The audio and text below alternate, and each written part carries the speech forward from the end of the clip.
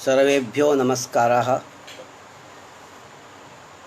योऽन्तः प्रविश्य मम वाचमिमां प्रसुप्तां सञ्जीवयत्यखिलशक्तिधरस्वधाम्ना अन्यांश्च हस्तचरणश्रवणत्वगादीन् प्राणान् नमो भगवते पुरुषाय तुभ्यम्। अद्य पुनः भवतां समेषाम् अर्थसंग्रह कक्षायां हार्दं स्वागतम्। अर्थसंग्रहे विधिमंत्र नामधेय निषेध अर्थवाद रूपाणां वेदभागानां निरूपणं प्रचलति। तत्र विधेः चत्वारः भेदाः निरूपिताः। उत्पत्तिविधि, विनियोगविधि, अधिकारविधि, प्रयोगविधि। उत्पत्तिविधेः सहकारीभूतानि षट् प्रमाणानि निरूपितानि श्रुतिलिङ्गवाक्यप्रकरणस्थानसमाख्यारूपाणि। तत्र अंतिमं यत् प्रमाणं समाख्यारूपम् अधुना निरूप्यते हिंदी भाषायां।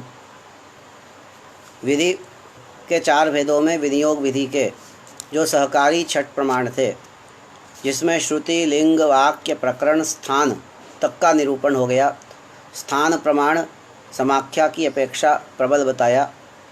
इसके पश्चात अंतिम जो प्रमाण है समाख्या रूप छठवां प्रमाण है, जिसका लक्षण बताते हैं समाख्या यौगिकः शब्दः। यौगिक शब्द को समाख्या कहते हैं।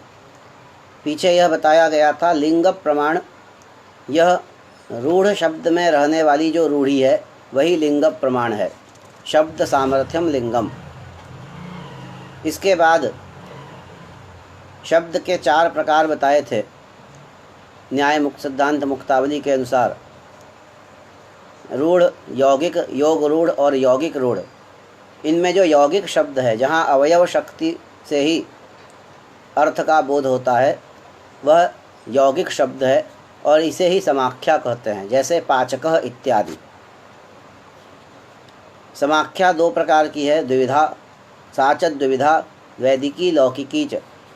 वैदिकी समाख्या अर्थात वेद में प्रयुक्त जो समाख्या है वह वैदिकी समाख्या, और लोक में प्रयुक्त जो समाख्या वह लौकिकी समाख्या। वेद में प्रयुक्त समाख्या का उदाहरण आगे बताते हैं। यथा होतुष चमस भक्षणांगत्वम होतृचमस इति वैदिक्या समाख्यया। होता चमस भक्षण का अंग है, यह बात होतृचमस इस वैदिक समाख्या से ज्ञात होती है। प्रयतु होतुश्चमसः ऐसा मंत्र आता है। प्रयतु होतुश्चमसः, यहाँ होता शब्द है, यह होता यौगिक शब्द है। हु धातु से त्रिच प्रत्यय करके, जैसे क्री धातु से त्रिच प्रत्यय करके कर्ता, इसी प्रकार धर्ता, भरता, हरता, उस प्रकार का यह शब्द है होता। यज्ञ में जो चार ऋत्विज होते हैं, उन चार ऋत्विजों में ऋग्वेद, यजुर्वेद, सामवेद, अथर्ववेद के ऋत्विजों में ऋग्वेद का जो ऋत्विज है उसे होता कहा जाता है। यजुर्वेद का अध्वर्यु, सामवेद का उद्गाता और अथर्ववेद का ब्रह्मा कहलाता है। तो ऋग्वेद का जो अध्वर्यु है उसका नाम है होता। होता अर्थात हवन करने वाला। यहाँ पर यह यौगिक शब्द है। होता अर्थात जो हवन कर रहा है, होम कर रहा है। तो वह जो होता है वह चमस का भक्षण करे। होतुश्चमस भक्षणांगत्वम कथम ज्ञायते प्रयतु होतुश्चमसः, ऐसा जो वेद वाक्य है, यहाँ पर होतृ चमस, होतृ और चमस, इन पदों में जो होतृ पद है, जो कि समाख्या शब्द है अर्थात यौगिक शब्द है, इस होतृ शब्द के साथ उच्चारित है चमस शब्द। यौगिक शब्द के साथ उच्चारित चमस शब्द है। चमस का अर्थ है चमस भक्षण। तो इस कारण से चमस भक्षण का अंग होता बनता है वैदिकी समाख्या के द्वारा, वैदिक लौकिक शब्द, यौगिक शब्द के द्वारा। अतः कहा तत्र होतुश्चमस भक्षणांगत्वम होतृचमस इति वैदिक्या। समाख्या, वैदिकी समाख्या से होता चमस भक्षण का अंग होता है। अध्वर्योस् तत्पदार्थांगत्वं लौकिक्या आध्वर्यवम् इति समाख्यया इति संक्षेपः। संक्षेप में यह निरूपण किया कि आध्वर्यवम ऐसी लौकिक समाख्या है। अध्वर्यो हो इदम आध्वर्यवम, अध्वर्य संबंधी जो भी पदार्थ हैं वो सब आध्वर्यव कहे जाते हैं। तो आध्वर्यव इस लौकिक समाख्या से यहाँ भी अध्वर्यो हो इदम आध्वर्यवम ऐसा यौगिक पद है, यौगिक शब्द है। तो इस लौकिक समाख्या के द्वारा अध्वर्यु संबंधी जो जो कर्म वहाँ निरूपित हैं, जो जो पदार्थ निरूपित हैं, वे सब पदार्थ, उन सभी पदार्थों का अंग अध्वर्यु बनता है। अध्वर्यो हो तत्तत् पदार्थांगत्वम, अध्वर्यु वहाँ निरूपित जो जो पदार्थ हैं उन उन पदार्थों का अंग बनता है। यह लौकिक समाख्या के द्वारा सिद्ध हुआ। इस तरह संक्षेप में समाख्या प्रमाण का निरूपण करने के बाद यह बताते हैं कि तदेवं निरूपितानि संक्षेपतः श्रुत्यादीनि षट् प्रमाणानि, श्रुत्यादि षट् प्रमाणों का निरूपण यहाँ पर परिपूर्ण हो रहा है। कहते हैं यह जो षट् प्रमाण हैं, इन षट् प्रमाणों के द्वारा सहकृत अर्थात इन षट् प्रमाणों का सहयोग प्राप्त करके जो विनियोग विधि है, उस विनियोग विधि के द्वारा प्रयाजादि जो अंग हैं वह दर्शपूर्ण मास के साथ विनियुक्त होते हैं। कहा एतत् सहकृतेन विनियोग विधिना समिदादिभिः उपकृत्य दर्शपूर्णमासाभ्यां यजेत इत्येवं रूपेण यानि विनियोज्यन्ते तानि अंगानि द्विविधानि सिद्धरूपाणि क्रियारूपाणि चेति। एतत् सहकृतेन अर्थात एतत् प्रमाण षट्क सहकृतेन विनियोग विधिना समिदादिभिः उपकृत्य दर्शपूर्णमासाभ्यां यजेत। समित आदि, यह पंच प्रयाजों में इड बरहि समित इत्यादि पंच प्रयाज हैं। तो इन समित आदि पंच प्रयाजों के द्वारा जो कि दर्श पूर्णमास के अंग हैं, पूर्व में बताया गया महाप्रकरण प्रमाण के द्वारा दर्श पूर्णमास के ये अंग बनते हैं। तो समित आदि पंच प्रयाजों के द्वारा उपकृत्य अर्थात उपकार प्राप्त करके दर्श पूर्णमासाभ्याम यजेत, दर्श पूर्णमास यागेन स्वर्गम भावयेत। इस प्रकार से यानि विनियोज्यन्ते, जिनका हम विनियोग करते हैं, समित आदि पदार्थों के द्वारा दर्श पूर्णमास के साथ संबंध जोड़ करके हम जिन अंगों को दर्श पूर्णमास के साथ विनियुक्त करते हैं, अर्थात समित आदि जो अंग हैं, उन समित आदि को ही दो प्रकार के रूप में देखा जाता है। यह समित आदि जो अंग हैं यह दो प्रकार के होते हैं। तानि अंगानि विविधानि सिद्ध रूपाणि क्रिया रूपाणि चेति। ये अंग दो प्रकार के हैं, सिद्ध रूप और क्रिया रूप। पीछे संख्या यह सिद्ध पदार्थ बताया था विनियोग विधि में, जो प्रथम प्रमाण श्रुति प्रमाण विभक्ति रूपा श्रुति में अरुणया पिंगाक्ष्या एक हायन्या गवा सोमम कृणाति, यहाँ अरुणत्व जो गुण है वह सिद्ध पदार्थ है और वह अरुणत्व गुण श्रुति प्रमाण से तृतीया श्रुति के द्वारा अंग बनता है। इसी प्रकार आगे संख्या का निरूपण आया था पशुना यजेत में, वहाँ संख्या अंग बनती है। तो इस प्रकार के ये जो पदार्थ हैं यह सिद्ध पदार्थ हैं, संख्या गुण आदि। इसीलिए कहा कि तानि अंगानि द्विविधानि सिद्ध रूपाणि और दूसरा क्रिया रूपाणि। प्रयाजादि जो अंग हैं ये क्रिया रूप पदार्थ हैं, क्रिया रूप अंग हैं। अंग के अर्थात यहाँ पर दो प्रकार बताए। सर्वप्रथम अंग के दो प्रकार हुए, सिद्ध रूप और क्रिया रूप। सिद्ध संख्या आदि हैं, और क्रिया अर्थात जो साध्य रूप अवस्था में है, साध्य रूप हैं क्रिया आदि। सिद्ध रूप के भी पुनः अनेक प्रकार बताए, जाति द्रव्य संख्या आदि। आदि से गुण को भी ले सकते हैं।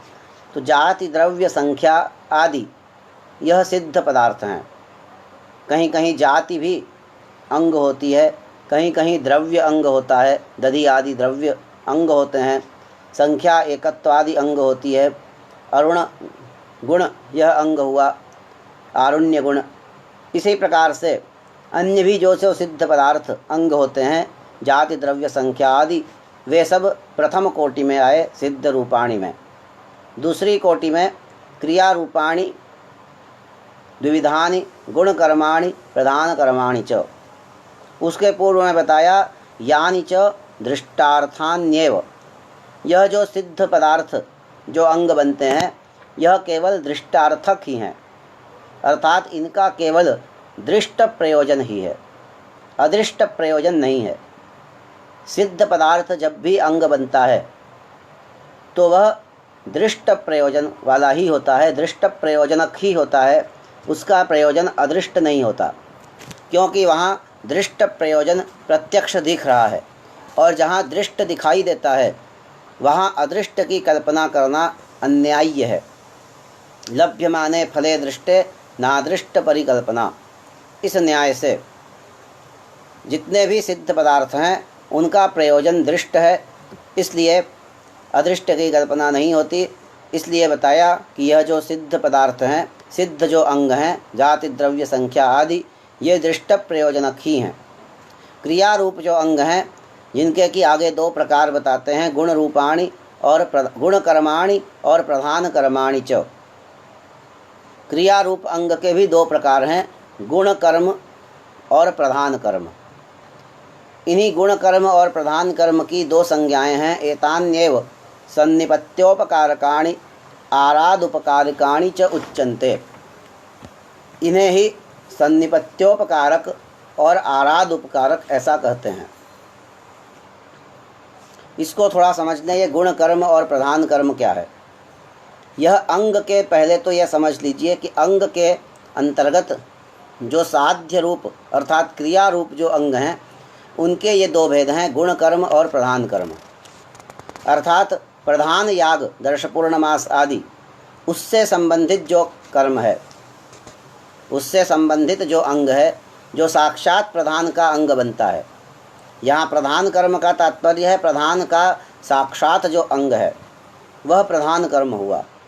प्रधान कर्म से दर्शपूर्ण मास आदि को नहीं लेना है। प्रधान कर्म से दर्शपूर्ण मास आदि के जो साक्षात अंग हैं उन्हें प्रधान कर्म, प्रयाज आदि जैसे हुए पंच प्रयाज, यह दर्शपूर्ण मास के साक्षात अंग हैं, तो इन्हें प्रधान कर्म कहा गया। इसीलिए इनका नाम बताया आरात उपकारकाणि। आरात का अर्थ है साक्षात। यह साक्षात प्रधान के साथ संबंधित होते हैं, आरात उपकारक होते हैं, प्रधान का सीधे उपकार करते हैं। और दूसरे कोटि के बताए गुण कर्म, जो कि किसी पदार्थ के साथ जुड़ करके उपकार करते हैं। ये साक्षात उपकार नहीं करते, किसी पदार्थ के साथ संयुक्त होकर के ये उपकार करते हैं। जैसे कि पीछे बताया था, प्रकरण प्रमाण के द्वारा जब अंगत्व का ज्ञान होता है तो यह बताया था कि वह क्रिया का ही अंगत्व करता है, द्रव्यादि का क्रिया के माध्यम से अंगत्व होता है। उसी प्रकार गुण कर्म में जो अंग बनते हैं वह किसी दूसरे पदार्थ के माध्यम से अंग बनते हैं। जैसे इसका उदाहरण आगे बताएंगे, अवघात आदि, यह साक्षात याग का अंग नहीं है, व्रीहि के माध्यम से, अवघात प्रोक्षण आदि व्रीहि के माध्यम से याग का अंग बनते हैं। साक्षात अंग है व्रीहि और उस व्रीहि का अंग है अवघात अथवा प्रोक्षण। तो व्रीहि से जुड़ करके, व्रीहि से संबंधित होकर के फिर वह प्रधान का अंग बनते हैं, साक्षात अंग नहीं बनते। इसलिए उन्हें सन्निपत्योपकारक कहा जाता है। सन्निपत्य अर्थात किसी अन्य पदार्थ को उद्देश्य करके, अन्य पदार्थ को आश्रित करके, किसी अन्य पदार्थ पर आश्रित हो करके जो अंग बनते हैं। सन्निपत्य अर्थात आश्रित्य, अन्य पदार्थ पर आश्रित हो करके जो अंग बनते हैं वे सन्निपत्योपकारक कहे जाते हैं। गुण कर्म का नाम हुआ सन्निपत्योपकारक और प्रधान कर्म की ही दूसरी संज्ञा हुई आरात उपकारक। पहले सन्निपत्योपकारक का निरूपण करते हैं। कर्मांग द्रव्यादि उद्देश्येन विधीयमानं कर्म सन्निपत्योपकारकम। कहा कर्म का जो अंग है, जैसे व्रीहिभिर यजेत, यहाँ पर याग का अंग है व्रीहि, यह तृतीया श्रुति से ज्ञात हो रहा है। तो व्रीहिभिर यजेत, यहाँ याग का अंग व्रीहि है और उस व्रीहि का अंग है प्रोक्षण अवघात आदि, क्योंकि व्रीहीन प्रोक्षति व्रीहीन अवहंति। इस प्रकार द्वितीया श्रुति के द्वारा अवघात प्रोक्षण आदि व्रीहि का अंग बनते हैं। तो अवघात प्रोक्षण आदि जो हैं वो प्रधान कर्म हुआ याग, उसका अंग है व्रीहि। तो कर्मांग जो व्रीहि द्रव्य है तदुद्देश्येन विधीयमान प्रोक्षण अवघात आदि कर्म हैं, इसलिए वे सन्निपत्योपकारक हुए। इसीलिए लक्षण बताया। कर्मांग अर्थात जो प्रधान कर्म है याग आदि, उसके अंगभूत जो द्रव्य हैं व्रीहि आदि, उन द्रव्यों को उद्देश्य करके विधीयमान जो कर्म प्रोक्षण अवघात आदि, उन्हें सन्निपत्योपकारक कहा जाता है। यथा अवघात प्रोक्षणादि, क्योंकि अवघात प्रोक्षणादि व्रीहि के अंग बनते हैं और व्रीहि याग का अंग है। अवघात प्रोक्षणादि साक्षात याग का अंग नहीं है। व्रीहि का आश्रय करके, व्रीहि को आश्रित करके, सन्निपत्य अर्थात आश्रित करके ये प्रधान के साथ जुड़ते हैं, इसलिए इन्हें सन्निपत्योपकारक कहा जाता है। सन्निपत्य उपकारकम। यह जो सन्निपत्योपकारक है अवघात प्रोक्षण, इसका निरूपण पूर्व में द्वितीया श्रुति के प्रसंग में किया गया था। वहाँ यह बताया था व्रीहीन प्रोक्षति, यहाँ पर प्रोक्षण व्रीहि का अंग होता है द्वितीया श्रुति से। इसी तरह व्रीहीन अवहंति, यह वाक्य संभवतः वहाँ नहीं आया था, किंतु व्रीहीन अवहंति इस वाक्य के द्वारा अवघात भी व्रीहि का अंग बनता है द्वितीया श्रुति से। अवघात का अर्थ है कूटना, यह बताया गया था। व्रीहि को जब कूटते हैं, व्रीहि का अर्थ है धान, कूटने से उसके छिलके अलग होते हैं और चावल अलग होता है, फिर उन चावलों का पुरोडाश बनाया जाता है। तो यह जो व्रीहि है यह कर्मांग द्रव्य हुआ। तदुद्देश्येन विधीयमान जो प्रोक्षण अवघात आदि हैं वह सन्निपत्योपकारक हुए। इनके भी तीन प्रकार बताते हैं। तच्च दृष्टार्थम, अदृष्टार्थम और दृष्टादृष्टार्थम चेति। कहीं पर यह सन्निपत्योपकारक दृष्ट प्रयोजनक होते हैं, अर्थात इनका प्रयोजन दृष्ट होता है, प्रत्यक्ष होता है। कहीं इनका प्रयोजन अदृष्ट होता है, अप्रत्यक्ष होता है। और कहीं पर दृष्टादृष्ट अर्थात दृष्ट भी है और अदृष्ट भी है, ऐसे दोनों प्रयोजन भी दिखाई पड़ते हैं।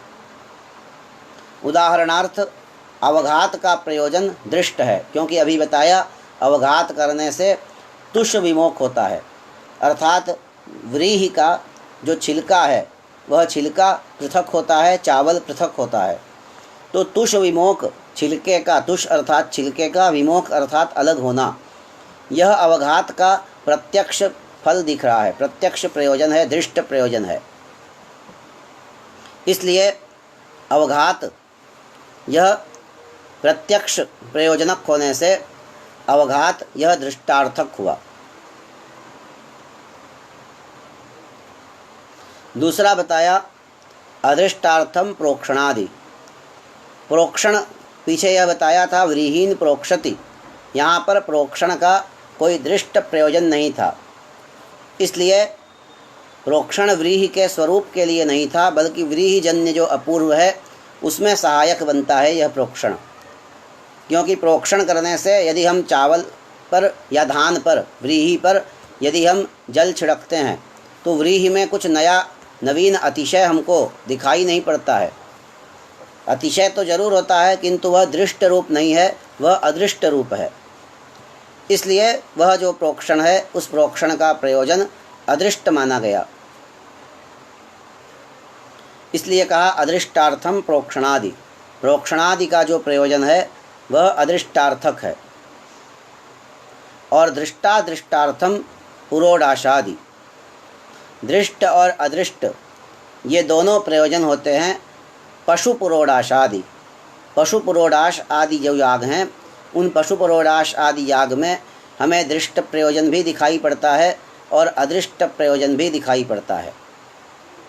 वहाँ पर पशु पुरोडाश आदि में दोनों प्रयोजन कैसे दिखाई पड़ते हैं तो आगे बताया तद्धि द्रव्यत्यागांशेनैव अदृष्टम देवतोद्देशेन च देवता स्मरणम दृष्टम करोति। जब कोई मंत्र बोलते हुए अग्नि में आहुति देते हैं, यह पशु पुरोडाश याग में होता है, तो मंत्र बोलते हुए जब अग्नि में आहुति देते हैं तो उस आहुति को देते समय मंत्र के द्वारा देवता का स्मरण होता है। जब मंत्र में देवता का उच्चारण करते हैं अथवा मंत्र बोलने के बाद अग्नये स्वाहा ऐसा कह करके जब अग्नि शब्द बोलते हैं तो अग्नि शब्द का उच्चारण करने से अग्नि का स्मरण होता है। यह प्रत्यक्ष प्रयोजन है, दृष्ट प्रयोजन है। इसीलिए कहा देवतोद्देशेन, देवता को उद्देश्य करके देवता का जो स्मरण होता है यह दृष्ट प्रयोजन है। इस मंत्र का अथवा इस शब्द का दृष्ट प्रयोजन है देवता स्मरण। आगे मंत्र के द्वारा देवता स्मरण रूप दृष्ट प्रयोजन स्वीकार किया गया है। तो मंत्र के द्वारा देवता स्मरण यह दृष्ट प्रयोजन है। और उस मंत्र को बोल करके जब अग्नि में आहुति का प्रक्षेप करते हैं, द्रव्य का प्रक्षेप करते हैं, त्याग करते हैं, तो उस त्याग का फल हमें प्रत्यक्ष नहीं दिखता क्योंकि वह तो अग्नि में भस्म हो गया, इसलिए उसका फल अदृष्ट माना जाता है। तो त्याग अंश में अदृष्ट प्रयोजन है और देवता स्मरण अंश में दृष्ट प्रयोजन है। इसलिए कहा तद्धि द्रव्यत्यागांशेनैव अदृष्टम। द्रव्यत्याग अंश में यहाँ पर अदृष्ट प्रयोजन होता है और देवता उद्देश्य के करके जब देवता का स्मरण करते हैं मंत्रादि के द्वारा तो वहाँ दृष्ट प्रयोजन है, देवता स्मरण रूप दृष्ट प्रयोजन है। इस प्रकार यहाँ दृष्ट अदृष्ट ये दोनों प्रयोजन होते हैं। यह सन्निपत्योपकारक में 3 भेद बताए। उसके पश्चात आरात उपकारक आगे बताते हैं, जिसे प्रधान कर्म बताया गया था। प्रधान कर्म है आरात उपकारक, जो साक्षात प्रयाजादि के रूप में जब प्रधान का उपकार करता है वह प्रयाजादि आराध उपकारक कहे जाते हैं। कहा द्रव्यादि अनुद्दिश्य केवलम विधीयमानम कर्म आरात उपकारकम। द्रव्यादि को उद्देश्य न करके, जैसे सन्निपत्योपकारक में द्रव्यादि को उद्देश्य करके विधिमान कर्म थे, वैसे यहाँ पर द्रव्यादि को उद्देश्य बिना किए जो साक्षात प्रधान के लिए विधिमान जो अंग हैं उन्हें आरात उपकारक नाम का अंग कहा जाता है। प्रधान कर्म भी इसे कहते हैं। यह क्रिया रूप अंग हैं। चूँकि विनियोग विधि में अंगत्व का बोध कराया गया, अंगत्व बोध कराने वाली जो विधि है अर्थात अंगांगी भाव संबंध बताने वाली जो विधि है कि यह अंग है यह अंगी है, ऐसा जो संबंध बताती है विधि, वह विनियोग विधि कही जाती है। इसलिए उसी प्रसंग में विनियोग विधि के पश्चात कोई प्रश्न कर रहे हैं, यहाँ मैं देख रहा हूँ कि विनियोग विधि के निरूपण के बाद अंगत्व का निरूपण क्यों किया गया। तो विनियोग विधि अंगत्व को बताने वाली है, इसलिए उसके पश्चात अंग क्या है और अंग के कितने भेद हैं उन भेदों का निरूपण आवश्यक हुआ। तो अंग के भेदों को बताया, सिद्ध रूप क्रिया रूप, और क्रिया रूप के 2 भेद चल रहे हैं, सन्निपत्योपकारक और आराध उपकारक। आराध उपकारक में यह बताया कि जो द्रव्यादि को उद्देश्य बिना किए साक्षात विधिमान अंग है वह आराध उपकारक है, जैसे प्रयाजादि। आरात उपकारकम च परमा पूर्वोत्पत्तौ एव उपयुज्यते। यह जो आरात उपकारक कर्म है यह परमा पूर्व की उत्पत्ति में उपयुक्त होते हैं।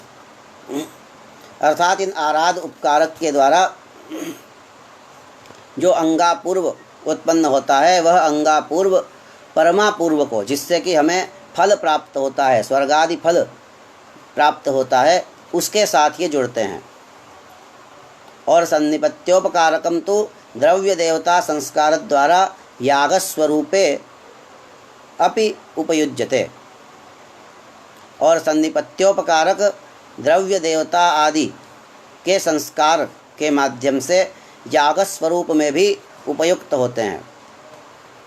अर्थात याग का जो स्वरूप है द्रव्य और देवता, पीछे बताया था यागस्य रूपद्वयम द्रव्यम देवता च, तो यह जो द्रव्य देवता है याग का स्वरूप, उसके संस्कार में सहयोगी बनते हैं।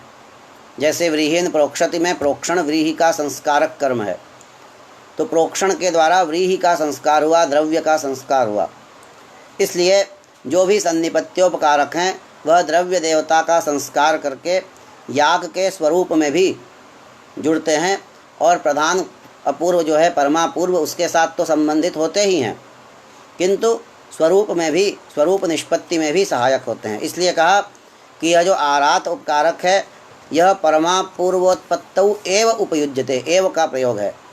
परमापूर्व की उत्पत्ति में ही सहायक होता है, याग के स्वरूप में सहयोगी नहीं बनता है।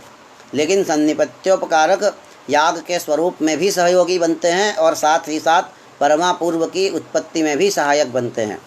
इसलिए कहा सन्निपत्योपकारकम तो द्रव्य देवता संस्कार द्वारा याग स्वरूपे अपि, अर्थात स्वरूप में भी और परमापूर्व उत्पत्ति में भी इनका सहयोग होता है। उपयुज्यते इदम एवच आश्रयी कर्म इति उच्यते। इसी सन्निपत्योपकारक का तीसरा नाम बताया आश्रयी कर्म, अर्थात गुण कर्म भी इसे कहते हैं, सन्निपत्योपकारक भी कहते हैं और आश्रयी कर्म भी कहा जाता है। इस प्रकार से संक्षेप में विनियोग विधि का निरूपण समाप्त हो रहा है। इसके पश्चात प्रयोग विधि है। प्रयोग विधि क्या है इसका भी प्रारंभ आज कर लेते हैं। उसके पश्चात अगले दिन षट प्रमाणों का निरूपण प्रयोग विधि के निरूपित होगा। प्रयोग विधि पहले क्या है इसको हम लोग देखते हैं। प्रयोग प्राशुभाव बोधको विधि प्रयोग विधि। प्रयोग प्राशुभाव की जो बोधक विधि है, अर्थात जिस विधि से याग का जो प्रयोग है, अर्थात याग का जो अनुष्ठान है, उस अनुष्ठान के प्राशुभाव का आगे वर्णन आएगा कि अविलंब, शीघ्रता, प्राशुभाव अर्थात शीघ्रता का बोध जिस विधि से होता है उसे प्रयोग विधि कहते हैं। यह तीसरी विधि है। उत्पत्ति विधि हुई, विनियोग विधि हुई, प्रयोग विधि है और फिर चौथी अधिकार विधि है। तो प्रयोग के प्राशुभाव अर्थात शीघ्रता, अविलंब, इसका बोध कराने वाली जो विधि है, शीघ्रता का बोधक जो विधि वाक्य है वह प्रयोग विधि कहलाता है। सच अंगवाक्य एक वाक्यता मापन्न प्रधान विधिरेव। यह जो प्रयोग विधि है वस्तुतः अंग वाक्यों के साथ एक वाक्यता को प्राप्त करके इसे ही प्रधान विधि भी कहते हैं, क्योंकि किसी याग में जितने भी अंग हैं वह सारे अंग अविलंबेन करने हैं, अर्थात एक के बाद एक जो क्रम है उस क्रम के अनुसार उन अंगों को करना है। तो समस्त अंग वाक्यों के साथ निरूपित जो प्रधान याग है, उस प्रधान याग की बोधिका जो विधि है वह प्रधान विधि है, वही प्रयोग विधि भी है। इसीलिए कहा अंग वाक्य के साथ एक वाक्यता को प्राप्त जो प्रधान विधि है उस प्रधान विधि को ही प्रयोग विधि भी कहा जाता है। सांग प्रधान का बोध कराने वाली जो विधि है, सांग प्रधान का बोध कराते समय आगे ये बताते हैं कि विलंब में कोई प्रमाण नहीं है। अर्थात जब अंग सहित प्रधान का बोध कराया जाता है और उसके समस्त अंग बता दिए, तो ऐसा नहीं कि एक अंग आज किया, दूसरा अंग 10 दिन बाद किया और तीसरा अंग 2 साल बाद किया, क्योंकि विलंब से अंगों का अनुष्ठान करने में कोई प्रमाण नहीं है। कहते हैं सही सांगम प्रधानम अनुष्ठापयन, सांग प्रधान का जब अनुष्ठान कराती है प्रयोग विधि, उस स्थिति में विलंबे प्रमाणाभावात, विलंब करने में कोई प्रमाण नहीं है। विलंब करने में प्रमाण न होने से अविलंब अपर पर्यायम प्रयोग प्राशुभावम विधत्ते, अविलंब ही जिसका दूसरा पर्याय है, ऐसा जो प्रयोग प्राशुभाव है, उस प्रयोग प्राशुभाव का विधान यह प्रयोग विधि करती है। अर्थात सांग प्रधान का अनुष्ठान कराते समय अंगों के जो अनुष्ठान हैं उनके अनुष्ठान में विलंब करना, अर्थात देर करना, कि एक अंग को आज किया, दूसरे अंग को कई महीनों बाद या कई वर्षों बाद कर लिया, अथवा कई दिनों बाद भी किया, तो इसमें कोई प्रमाण नहीं है। हाँ, इतना अवश्य है कि जिसको जिस क्रम में बताया है और जिसको जिस दिन करने के लिए, कुछ यागों में ऐसा बताया कि इस दिन इस कर्म को करे, इस दिन इस कर्म को करे, तो उसके अनुसार हमें अनुष्ठान करना है। ये नहीं कि दूसरे दिन का काम भी आज ही कर लें। जो उसका विधान है उसके अनुसार चलना है, लेकिन उसका अतिक्रमण नहीं करना है, विलंब नहीं करना है। विलंब में कोई प्रमाण नहीं है, इसलिए अविलंब जिसका दूसरा पर्याय है, इसे ही प्रयोग प्राशुभाव भी कहते हैं। अविलंब दूसरा पर्याय किसका है? प्रयोग प्राशुभाव का। प्रयोग की प्राशुभाव अर्थात शीघ्रता, प्राशु अर्थात शीघ्र, उसका जो भाव है शीघ्रत्व, तो उस शीघ्रत्व का, प्राशुभाव का विधान यह प्रयोग विधि करती है। यदि कोई प्रश्न करे कि जैसे विलंब में कोई प्रमाण नहीं, तो अविलंब में क्या प्रमाण है? अविलंबेन अनुष्ठान करना है, इसमें भी क्या प्रमाण है? कहा ऐसा नहीं कहना चाहिए। न च तद अविलंबे भी प्रमाणाभाव इति वाच्यम, अविलंब में भी कोई प्रमाण नहीं है। जैसे विलंब में कोई प्रमाण नहीं, वैसे अविलंब में भी प्रमाण नहीं। अविलंबे भी प्रमाणाभावः इति न वाच्यम, ऐसा नहीं कहना चाहिए, क्योंकि विलंबे ही अंग प्रधान विध्येक वाक्यतावगत तत्साहित्यानुपत्ति। विलंब से जब हम अंगों का अनुष्ठान करते हैं तो हमें यह नहीं ज्ञात हो पाता है कि यह अंग प्रधान के साथ जुड़ रहे हैं। अंग वाक्यों का प्रधान वाक्यों के साथ होने वाली जो एक वाक्यता है, अंग और प्रधान की एक वाक्यता में बाधा आने की संभावना रहती है विलंब से, यदि हम अंगों का अनुष्ठान करें तो। इसलिए विलंबे ही अर्थात विलंबे क्रियमाणे ही अनुष्ठानस्य विलंबे सति अंग प्रधान विध्येक वाक्यता अवगत, अंग और प्रधान विधि, अंग विधि और प्रधान विधि की जो एक वाक्यता है, अंग विधि और प्रधान विधि की एक वाक्यता से अवगत जो उनका साहित्य है, साहित्य का अर्थ है सहभाव, साथ साथ होना, इसे ही साहित्य कहते हैं। सह का जो भाव है, सहत्व, इसे ही साहित्य कहा जाता है। तो उनके साहित्य में अनुपत्ति होने की संभावना रहती है। साहित्य बिगड़ सकता है अंग और प्रधान वाक्यों से अवगत जो साहित्य है, अंग वाक्य और प्रधान वाक्यों से अवगत जो साहित्य है, वह साहित्य बिगड़ सकता है, वह साहित्य अनुत्पन्न हो सकता है विलंब से करने पर। इसलिए अविलंब का आश्रय करना ही पड़ता है और उसी अविलंब का विधान प्रयोग विधि करती है। कहते हैं वह अविलंब कैसे आता है? नियत अविलंबो नियते क्रमे आश्रियमाणे भवति। नियत क्रम को जब हम आश्रित करते हैं, नियत क्रम का जब आश्रय लेते हैं, तब यह अविलंब सिद्ध होता है। अन्यथा ही किम एतत् अनंतरम एतत् कर्तव्यम एतत् अनंतरम वा इति प्रयोग विक्षेपापत्ते है। यदि नियत क्रम का आश्रय न लें तो प्रयोग में विक्षेप आ सकता है। विक्षेप किस प्रकार का आ सकता है उसका स्वरूप बताया कि किम एतत् अनंतरम एतत् कर्तव्यम एतत् अनंतरम वा, अर्थात इसके बाद यह काम करें या उसके बाद इस काम को करें। यदि कोई अंग करना है, किसी अंग का अनुष्ठान करना है, तो यह नहीं समझ में आता कि इस अंग का अनुष्ठान किसके बाद करें। 2-3 यदि पदार्थ हैं तो उन पदार्थों में से इसके बाद करें अथवा अमुक के बाद करें। एतत् अनंतरम एतत् कर्तव्यम एतत् अनंतरम वा, यह भ्रम तब आने की संभावना है, यह प्रयोग का विक्षेप तब आने की संभावना है जब नियत क्रम का आश्रय नहीं करते। अन्यथा ही अर्थात नियते क्रमे अनाश्रियमाणे सति प्रयोग विक्षेपापत्ति है, प्रयोग विक्षेप की आपत्ति आ सकती है। किंतु जब नियत क्रम को आश्रित कर लेते हैं तो प्रयोग में विक्षेप नहीं आता और नियत क्रम का आश्रय करके अविलंबेन समस्त पदार्थों का अनुष्ठान करना है, क्योंकि प्रयोग विधि अविलंब का बोध कराती है। प्रयोग प्राशुभाव इसी को कहा जाता है, अविलंब को इसका बोध कराती है। अतः प्रयोग विधि एव स्वविधेय प्रयोग प्राशुभाव सिद्ध्यर्थम नियतम क्रमम अपि पदार्थ विशेषणतया विधत्ते। तो प्रयोग विधि, जो कि प्रयोग विधि का विधेय है प्रयोग प्राशुभाव, उस प्रयोग प्राशुभाव को सिद्ध करने के लिए यह प्रयोग विधि क्रम का भी विधान करती है। क्रम का विधान साक्षात नहीं करती, पदार्थों का विशेषण बना करके पदार्थों के विशेषण के रूप में क्रम का विधान करती है। कहा प्रयोग विधि एव स्वविधेय, स्वविधेय अर्थात प्रयोग विधि विधेय, जो प्रयोग प्राशुभाव, उस प्रयोग प्राशुभाव की सिद्धि के लिए अर्थात अविलंब को सिद्ध करने के लिए नियतम क्रमम अपि, क्योंकि पीछे बताया कि यह अविलंब नियत क्रम का आश्रय करने पर ही आता है। सच अविलंबो नियते क्रमे आश्रियमाणे भवति।